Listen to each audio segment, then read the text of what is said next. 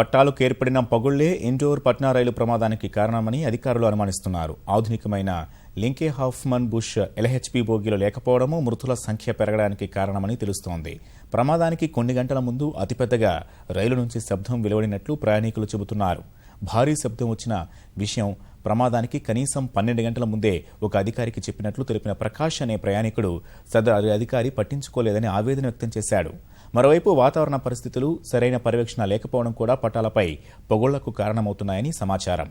సాధారణంగా వేసవిలో పట్టాలు వ్యాకోచించే గుణాన్ని, శీతాకాలంలో సంకోచించే గుణాన్ని కలిగి ఉంటాయి. అలాంటి పరిస్థితుల్లో పగుళ్లు ఏర్పడే అవకాశం ఉంది.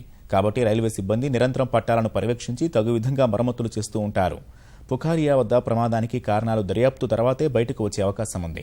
ప్రమాదానికి కారణాలపై దర్యాప్తు చేయాలని ఆదేశించిన రైల్వే శాఖ మంత్రి సురేష్ ప్రభు బాధ్యులపై కఠిన చర్యలు తీసుకుంటామని ప్రకటించారు. మంత్రి ఆదేశాలు వెలువడిన వెంటనే కాన్పూర్ ఝాన్సీ మార్గంలో మొత్తం పట్టాలను రైల్వే అధికారులు వీడియో తీశారు. వాటిని పరిశీలించి లోపాన్ని కనిపెట్టనున్నారు. మరోవైపు ప్రమాద కారణాలు ఎవరికైనా తెలిస్తే రైల్వే సేఫ్టీ కమిషనర్కు తెలపాలని రైల్వే శాఖ ప్రజలను కోరింది.